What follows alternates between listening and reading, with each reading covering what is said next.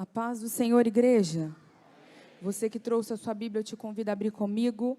Primeira epístola de Paulo aos Coríntios, capítulo 15 e versículo 45. Enquanto você procura, eu quero agradecer a Deus por este dia, agradecer ao nosso pastor pela oportunidade, ao irmão Gesiel pelo convite, que o Senhor continue nos abençoando ricamente. O Senhor tem uma palavra para o nosso coração. Quantos encontraram? Diz assim a palavra do Senhor. Assim também está escrito: o primeiro homem, Adão, foi feito em alma vivente, o último, Adão, em espírito vivificante. O primeiro homem, Adão, foi feito em alma vivente, e o último Adão, em espírito vivificante. Mês da mulher. Mas hoje eu quero falar do maior homem de toda a história. Semana da mulher. Mas hoje eu quero enaltecer aquele que é por causa dele que a mulher está aqui hoje. Eu quero falar dele. O primeiro homem, Adão. Quando Deus criou o mundo, Deus fez, no sexto dia, coroou a obra-prima da criação. Todas as coisas, já escreve João, foram feitas por ele, nada daquilo que se foi feito, se fez sem a presença dele. Ele criou e no sexto dia, a Bíblia diz que o Pai, a Palavra e o Espírito disseram: façamos o homem a nossa imagem, a nossa semelhança. Este é o primeiro Adão. Deus pega o pó da terra e faz um boneco de barro. Vamos colocar nesse boneco boca para que fale semelhante a nós, olhos para que veja semelhante a nós, ouvidos para que ouça e semelhante a nós, pés para que se movimente semelhante a nós, e mãos para que crie semelhante a nós. Eles criam aquele boneco, mas aquele boneco sem vida agora precisa se tornar uma alma vivente. Mas a vida não pode ser criada, porque a vida está em Deus e a origem da vida parte dele. Então a vida é compartilhada. Quando Deus sopra agora nas narinas do boneco, a Bíblia diz que Adão se torna alma vivente, mas não como o resto da criação. Não só como um animal que respira, como um animal onde seu coração bate, ou que ele tem instintos naturais, não. Adão transcende a isso, porque Adão, ele domina sobre a criação. Ele não só fala, como ele também se relaciona. Ele não só anda, como ele domina sobre todas as coisas criadas. Adão também consegue ver Deus. Ele não consegue só ver a criação, ele consegue ouvir Deus, e não só o som dos pássaros, dos rios e dos mares. E agora Deus coloca Adão no jardim que ele havia criado para Adão, o jardim do Éden, lugar de delícias. E ele coloca Adão ali e diz assim: olha, você pode se alimentar de tudo que está aqui, menos da árvore que está no meio do jardim, que é a árvore do conhecimento do bem e do mal. Mas agora a Bíblia diz que Eva, olhando a árvore, chega à serpente e começa a distorcer as palavras que Deus diz. Ela diz a Eva: não foi assim que Deus disse? Porque toda mentira vem fantasiada de verdade. Toda heresia, ela vem embrulhada num papel de presente da verdade. O que nós temos ouvido? Qual é a voz que nós temos ouvido? Eva resolveu ouvir a serpente, ela comeu do fruto, deu para o seu marido e ele também experimentou do fruto. E a Bíblia diz que foram abertos os olhos de ambos, porque uma refeição muda tudo. Do que é que você tem se alimentado? Qual tem sido a sua comida? E agora, todo o que vai nascer de Adão está fadado a seguir um protocolo. Há um ciclo. Deus agora chega no jardim do Éden. Adão olha e Eva olha para Adão e eles veem que eles estão nus. Correm para o meio do jardim, se escondem entre as árvores e fazem para si folhas de figueira para se cobrir. E eles escutam a voz de Deus se manifestando em forma de passos pelo jardim na viração do dia. E eles não se manifestam a Deus. E Deus vem perguntando: Adão, onde estás? Senhor, eu vi que estava nu e me escondi. O que foi que você fez? Adão não pede perdão, ele não verbaliza a sua culpa, ele continua inerte, ele continua escondido. E agora Deus não vem ao encontro do homem dessa vez para dizer ao homem aquilo que ele é, aquilo que ele ganhou, ou para fazer algo novo nele, não. Deus vem trazer ao homem a consciência de tudo aquilo que ele perdeu. Você perdeu o jardim, pode sair daqui. E Deus agora coloca anjos com espadas flamejantes para guardar a entrada daquele lugar, para que o homem não ache o caminho de volta. E talvez você se pergunte nessa noite: quem me dera achar o caminho de volta para o jardim? Mas o caminho de volta para o jardim já foi aberto a nós. Jesus disse: eu sou o caminho, eu sou a verdade, eu sou a vida. E ninguém vem ao Pai a não ser por mim. E agora Deus também, tirá-los de lá, e antes disso, antes de tirá-los de lá, Deus não deixa aqueles dois sem esperança. Mas Deus olha para Eva e diz assim: da sua semente nascerá um, que esmagará a cabeça da serpente e ela lhe ferirá o calcanhar. Esse é o primeiro evangelho. É a primeira vez que uma palavra de esperança foi dada a um homem caído. É a primeira vez que uma palavra de fôlego, de ânimo foi dada a um homem desesperançoso. A primeira pregação não foi feita por Noé. A primeira pregação não foi feita por Moisés. A primeira pregação foi feita por Deus no jardim do Éden. A primeira pregação do evangelho. E agora Adão sai, e a ordem de Deus é: multiplicai-vos e enchei a terra. E eles começam a ter filhos. E os filhos, o primeiro deles, um homicida. E depois disso, uma sucessão surgiu. E o ciclo natural do homem passou a ser: nasce, cresce, é tentado, peca e morre. Nasce, cresce, é tentado, peca e morre. Todo fruto de Adão está fadado a cumprir o mesmo protocolo. Eu e você, homens miseráveis sem Jesus, estamos fadados a cumprir este mesmo protocolo. Mas agora, a Bíblia diz: o último Adão. Por que o último? O último é aquele que quebra o ciclo. O último é aquele que faz diferença entre os seus antecessores.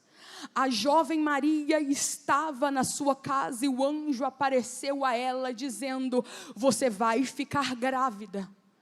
Mas olha, não vai ser semente de Adão que entrará no seu ventre. De ti será gerado aquele do Espírito Santo. Maria fica grávida. Maria dá à luz. O menino nasce, cresce em conhecimento, em graça, e o Espírito de Deus estava sobre ele. Agora, ele inicia seu ministério, é batizado no Jordão por João Batista, e ele é impelido para o deserto, para ser tentado. Adão, o primeiro do Éden, foi o primeiro homem a ser tentado e sucumbiu. Eva, na frente de uma árvore bonita, foi tentada e sucumbiu. E agora, depois de 40 dias, Jesus está lá, e Satanás aparece de novo. Dessa vez não com a voz mansa, porque Jesus sabia quem ele era. E diante de pedras, Satanás começa de novo a distorcer, na frente do homem Jesus, do verbo que se fez carne. Você tem fome? Manda que essas pedras se tornem pães. Jesus com certeza começa a pensar: com Adão deu certo, com Moisés deu certo, com Noé deu certo, com a geração de Sete deu certo, com a geração de Caim deu certo, mas comigo não. Dessa vez não vai dar certo. Satanás, nem só de pão viverá o homem, mas de toda a palavra que sai da boca de Deus. Agora o segundo Adão quebra o ciclo. Ele não peca, ele é tentado, mas ele não peca. Não, dessa vez não. porque nele o ciclo é quebrado. Agora, o tempo se passa, e na nação de Israel existe uma regra: toda semana que for Páscoa, não poderá haver nenhum alimento fermentado no arraial de Israel durante 7 dias. Não pode, porque a Páscoa é um memorial santo, e também é uma voz profética na terra, da libertação do Senhor, do Cordeiro de Deus que viria. E Jesus era o próprio Cordeiro. E Jesus ajunta os discípulos, e Pedro, Tiago e João vão preparar na frente a refeição. Ele senta na mesa, e na mesa tem ervas amargas, na mesa tem pão sem fermento, na mesa tem o cálice, e na mesa tem cordeiro assado.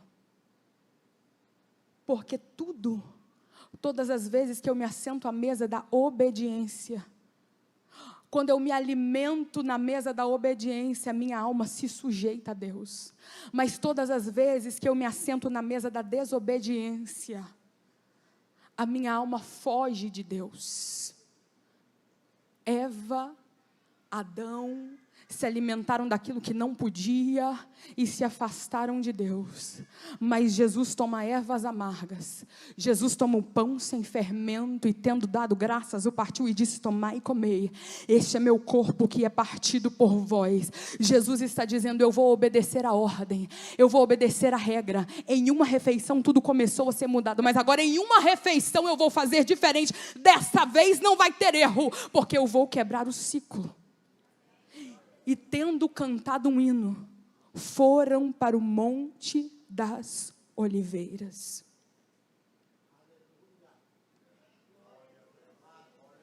Primeiro jardim, jardim do Éden,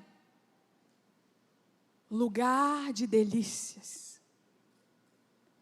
Segundo jardim, Getsêmani, lugar de prensa. Não são umas circunstâncias, não é o meio que vai me fazer ser fiel a Deus ou não. É o temor ao Senhor, que é o princípio da sabedoria. No primeiro jardim, Adão se esconde no meio dele para não ver Deus, para não falar com Deus. Mas no segundo jardim, Jesus vai para o meio dele para dizer: Pai, eu estou aqui, pronto para morrer. Pai, eu estou aqui e vim falar contigo. No primeiro jardim, no jardim do Éden, os passos de Deus foram ouvidos e Adão se escondeu. Mas no segundo jardim, Jesus clamava e o Pai continua em silêncio. Jesus clamava e o Pai não livra da sentença. Jesus clamava e o Pai estava ali só ouvindo, mas ele foi obediente até a morte, e morte de cruz. E agora Jesus ora assim: Pai, se possível for, passa de mim esse cálice, mas todavia seja feita a sua vontade. O cálice era o quê? Era o preço que Jesus tinha que pagar por causa do primeiro Adão. Era a dívida, e o saldo da dívida era morte, morte de cruz. Pai, soma a dívida: homicídio, adultério, fornicação, maledicência, desobediência, roubo, inveja, porfia, feitiçaria, as obras da carne. Qual é o saldo? Devedor, morte de um inocente. Jesus vê a lista, e é como se Deus perguntasse: o que foi que você fez? Ele perguntou para Adão: Adão, o que foi que você fez? E Adão diz o quê? Foi a mulher que tu me deste. Eva, o que você fez? Foi a serpente. Jesus, o que foi que você fez? Eu criei o mundo, e não houve lugar para mim quando eu vim. Jesus, o que você fez? Eu amei aqueles que me desprezaram, e mesmo assim agora estão atrás de mim. Jesus, o que você fez? Eu fiz andar a 12 discípulos atrás de mim, e agora um deles me negou, e agora um deles me traiu. Jesus, o que você fez? Eu curei, eu ressuscitei mortos, eu limpei leprosos, coxos andaram, surdos ouviram, cegos tornaram a ver, e agora qual é a sua culpa? Jesus olha e diz: seja feita a tua vontade, crucifica a mim, seja feita a tua vontade, pode levar a mim, seja feita a tua vontade. E agora, Jesus, um batalhão de soldados entra no Getsêmani, prendem Jesus, Judas o trai com um beijo, levam Jesus, e agora, quando Deus fala para Adão a sua sentença, Ele diz: Adão, você fez uma escolha. Lembra que você é pó. Lembra que eu te tirei do pó. E porque eu te tirei do pó e você é pó, nada você pode fazer por você mesmo. Ao pó você vai voltar. Essa é a sua sentença. Pó não pode fazer nada. Pó não tem domínio nem sobre si mesmo. Adão, você vai ter que voltar para lá. Mas quando eu olho a natureza do último Adão, que está quebrando ciclos, você é feito de quê? Você foi gerado de quê? Do pó? Não, do Espírito. Do pó? Não, do Espírito. Do pó? Não, do Espírito. E qual é a sua escolha? Eu escolho morrer. Eu escolho me dar. Eu escolho ser crucificado. Eu escolho ser esbofeteado. Eu escolho ser julgado injustamente. Eu escolho padecer. Mas você foi gerado como? Eu fui gerado do Espírito. Então a escolha é sua. Vai, Jesus. Jesus é preso, esbofeteado, cuspiram nele. Adão, quando se deu conta que estava nu, fez folhas de figueira para si. Jesus estava vestido com vestes sacerdotais. E quando se deram conta, rasgaram as suas vestes e o deixaram nu. Ele se fez vergonha por nós. E agora colocam a cruz manhã de meio-dia, manhã de sexta-feira, 9h da manhã, vem Jesus subindo o Monte Caveira. Tiram de Jerusalém. Adão é tirado do Éden para morrer. Jesus é tirado de Jerusalém para pagar o preço por Adão. Sobe a via dolorosa. E era a hora terceira e o crucificaram. Estava do lado dele 2 ladrões, uma à sua direita e outro à sua esquerda. 7 palavras Jesus falou durante a sua crucificação, e a primeira delas foi: Pai, perdoa, porque eles não sabem o que fazem. O primeiro Adão do Éden cumpriu a sua sentença. Os anos se passaram para Adão, 900 e poucos anos. Os pés enfraqueceram, os olhos se fecharam, o coração enfraqueceu, e por mais que ele tentasse respirar, ele não conseguia. O terror da morte se abateu sobre o primeiro Adão. Ele tenta respirar, ele não consegue. Ele tenta ver, os seus olhos se escurecem. Ele tenta ouvir e a voz vai sumindo. E o primeiro Adão desce à sepultura, porque ele não consegue resistir à morte. Mas o segundo Adão, ele diz: ninguém toma minha vida. A morte não tem poder sobre a minha vida. Eu estou na cruz, mas eu vou-la dou. E agora ele olha para o céu e diz: Pai, em tuas mãos eu entrego meu espírito.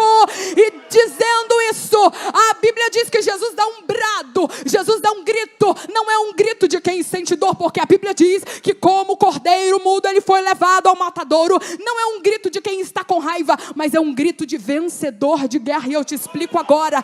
Todas as vezes que alguém iria para uma guerra e via que o seu inimigo estava morto no chão, ele desembainhava sua espada, olhava para cima e dava um brado de vitória para sinalizar para o seu exército: nós vencemos a batalha, e despojando os principados e potestades, triunfando sobre eles, sobre si mesmo. Sabe o que Jesus está fazendo? Jesus olha para Satanás envergonhado, dizendo: eu te venci, eu venci, e agora os braços estão amarrados, mas a sua voz, ele diz para o seu exército, e o exército do Senhor está sentado na minha frente nessa noite, e ele diz: nós vencemos! O véu do templo se rasga de alto a baixo. Há um grande terremoto na terra. O soldado romano embasbacado olha para a cruz e diz: verdadeiramente este, não Adão do Éden, não Noé, não Elias, não Moisés, mas este era o Filho de Deus. Você pode glorificar o nome daquele que quebrou o ciclo.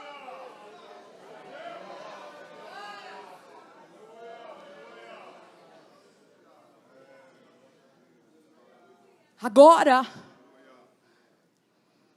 José de Arimateia e Nicodemos vão a Pilatos: me dá o corpo dele. A intenção de Pilatos é: leva logo. Eu não quero o corpo de ninguém na cruz, amanhã é sábado. E a Bíblia diz que as Marias ficaram olhando de longe. Envolveram o corpo num lençol de linho fino e o colocaram no sepulcro que nunca havia sido usado. E as Marias observavam de longe. Jesus está morto. Não há sinal de vida em seu corpo. Lembra quando Lázaro morreu? Depois de 4 dias, Jesus chegou: leva-me ao sepulcro. Aí Marta, impaciente, diz: Senhor, se o Senhor não estivesse aqui, se o Senhor estivesse aqui, o meu irmão não teria morrido. Mas agora, ele já cheira mal. Jesus disse: Marta, eu sou a ressurreição e a vida. Sabe por que o corpo de Lázaro cheirava mal? Porque ele começou a entrar em decomposição. As bactérias começaram a comer o corpo, os órgãos internos explodindo. E o cheiro da morte começou a invadir o lugar. E talvez Jesus chegue diante do sepulcro e vê qual é a miséria que o primeiro Adão plantou na humanidade. E Jesus chorou. Mas agora, nós vamos começar a pensar que o primeiro Adão foi formado do pó da... O nome Adão significa isso, Adam, terra.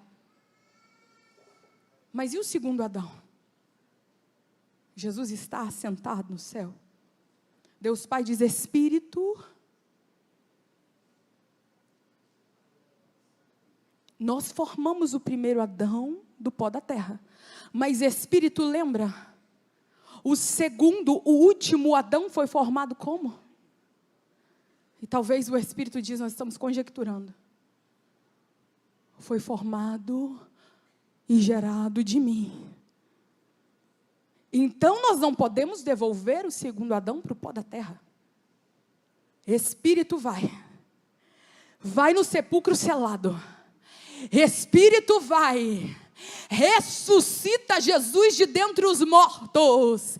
Espírito Santo, Romanos capítulo 8, versículo 11 diz: e se o Espírito daquele que ressuscitou Jesus dentre os mortos habita em vós, aquele que ressuscitou a Cristo dentre os mortos também dará vida a Jesus, a seus corpos mortais, por meio do seu Espírito que habita em vós. O Espírito Espírito Santo ressuscitou Jesus entre os mortos. O Espírito Santo ressuscitou Jesus entre os mortos, porque ele não foi gerado do pó, ele foi gerado do Espírito. E por isso o último Adão, Espírito vivificante. E tendo Jesus ressuscitado no primeiro dia da semana, apareceu primeiro a Maria Madalena, da qual tinha expulsado 7 demônios. Dia Internacional da Mulher. Irmãs, não foi o feminismo que não nos deu voz, não foi, porque depois da cruz de Cristo, não há judeu nem grego, não há servo nem livre, não há homem nem mulher. Ele diz: Maria, não me detenhas,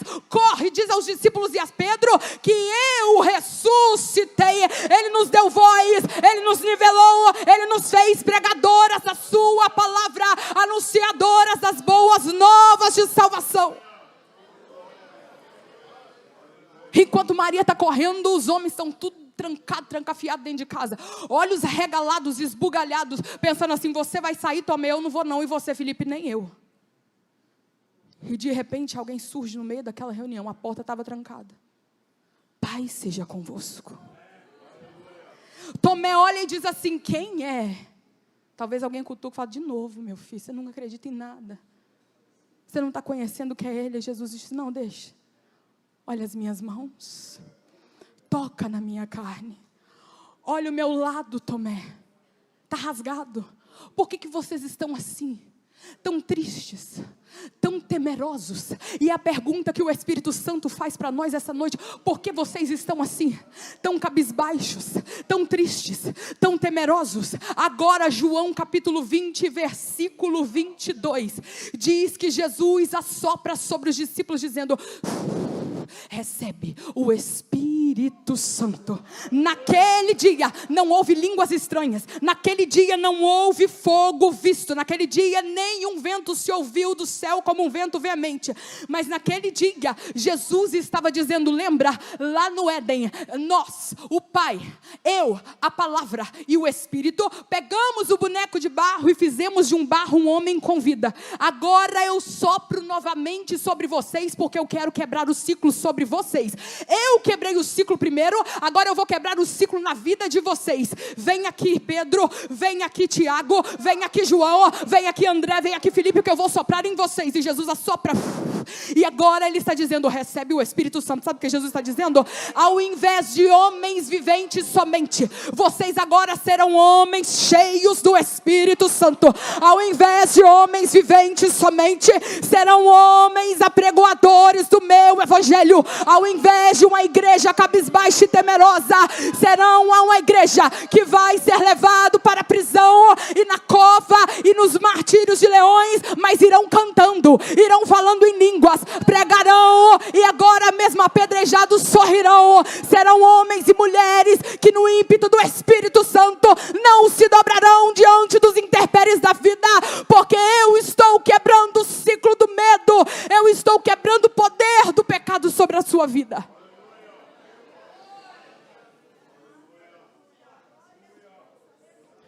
Agora o ciclo muda. O homem cresce, o homem nasce, o homem cresce, o homem é tentado, mas não peca. Mas se pecar, filhinhos, não pequeis. Mas se pecares, tendes um advogado no céu, porque ele quebrou o ciclo. O homem morre ainda? Pode até morrer, mas quem sabe? Quem sabe? Paulo escreve 1 Coríntios capítulo 15, coloca por favor versículo 51. Ele coloca no versículo 15 essa doutrina para que nós entendamos o que vai vir a seguir. Eis aqui, vos digo um mistério. Na verdade, nem todos dormiremos, Sabe o que é que Paulo está dizendo? Antes, no primeiro Adão, todos dormiriam, todos morreriam, mas agora, nem todos, mas agora, nem todos, porque existe um povo que não verá morte, existe um povo que ouvirá o soar da última trombeta, existe um povo que encontrará com ele nos ares, existe um povo que não descerá à sepultura, existe um povo que subirá com o corpo transformado ao soar da última trombeta. Mas todos seremos transformados, porque todos, aí ele explica, num momento, num abrir e fechar de olhos, ante a última trombeta, aí ele abre um parênteses e diz, porque a trombeta soará.